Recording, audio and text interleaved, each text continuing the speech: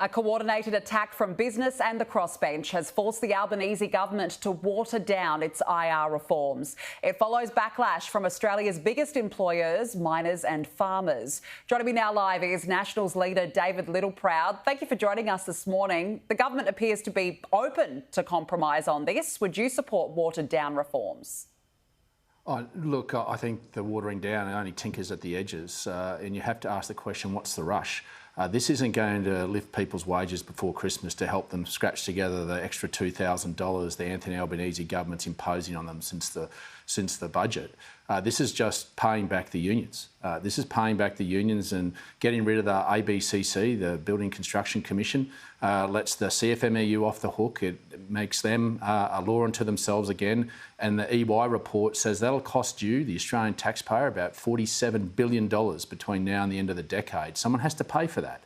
And this multi-employer bargaining, that means that there'll be more strikes, and when there's more strikes, it means employers will employ less, so there'll be job losses, but it'll also mean that costs will go up, and you have to pay for that. Someone always has to pay. So this sort of magic pudding that Tony Burke and Anthony Albanese are pushing to say that they're going to lift wages, it won't happen. It won't happen with this. It actually will have a perverse outcome on wages in terms of long-term structural change. You need to get the balance right, and giving the unions all the power won't work. And if they're saying that, and one of the lines that they're always espousing is that we've been intentionally holding back wages for the last 10 years. Well, we've respected an independent umpire that they put into place before they lost government 10 years ago.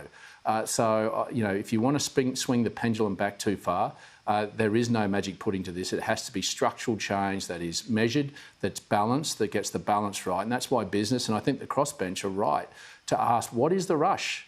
This will not increase wages before Christmas, and they're trying to run away from the scrutiny because they owe the unions a lot. All right, so what sort of structural changes are you referring to? What concessions are needed in your view?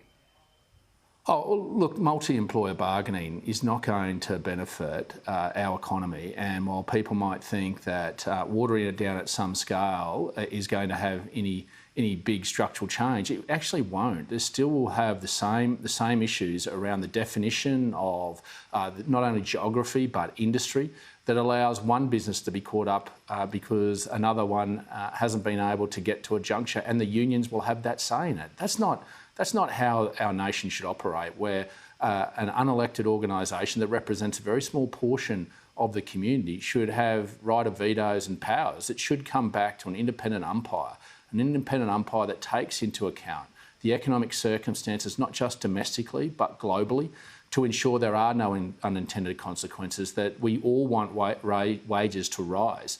But it has to be sustainable. And we have to look at real wages as well. And that's where the government's trying to have a bit of a smokescreen looking at IR policy, but they're forgetting all the cost of living pressures that they're heaping on the Australian people, whether that be on their mortgage rate, whether that be on their power, or whether that be at the grocery store, because they haven't instructed the policy changes that are needed there to ensure that we keep downward pressure so that we get real wages going up. So we want wages to go up, but real wages have to go up, and this government's lost control of inflation, it's lost control of the expenditure side, and this means that we're all going to pay. The Farmers Federation was on Sky News this morning saying that these reforms could cause supply chain issues. Are there unintended consequences of these reforms to the industry, do you believe? Yeah, there's an old adage in life, someone always has to pay. And ultimately, it's the taxpayer and the consumer. And what happens is that if employers have to make decisions about structural changes to their employment status of the people in their business, and the costs go up, they have to pass that on. Now, we're not saying that wages should stay down. We should say wages should go up, but it has to be in a balanced way where the independent umpire can look at the economy as a whole and look at real wages. And what happens is that ultimately that'll get passed back to you. So while people might think, you beauty, I'm going to get a pay increase, it'll all be gobbled up on the other side if we're not attacking inflation with it. And this is where we've just got to be careful. We want wages to go up, but we've got to be careful how we do it. We need to engage the independent umpire. That's the sensible way that looks at global and domestic economic conditions to make sure there are no unintended consequences. Because what will happen is, unfortunately, there'll be hundreds of thousands of Australians that lose their job, that learn nothing, while some might get a little bit more, and the cost of living's still there. We're going to have a real cost of living crisis that's amplified because the government has given too much power to the union movement in deciding how wages go up. We're running out of time, but just on one more matter, COP27 has begun in Egypt. Chris Bowen is heading over there. What do you hope Australia achieves from this conference? Well, look, we've got real concerns about the way in which this government has recklessly gone down the net zero path. We had a pathway to net zero that was sensible, that took into account the sovereignty of ownership of all our resources here, that we had a technology approach to this and didn't put all our energy eggs in one basket like Chris Bowen's doing. And so this is the challenge that we've got. It's great to look big on the international stage, but when your ideology doesn't back the practical application and reality of that policy, it means Australians are paying a lot, up to 56% more on their energy bills. They don't need to do that if we're sensible. We can still achieve net zero by using the resources we've got in this country sensibly with technology and making sure Australians live up to their international commitments, but keep our power prices down.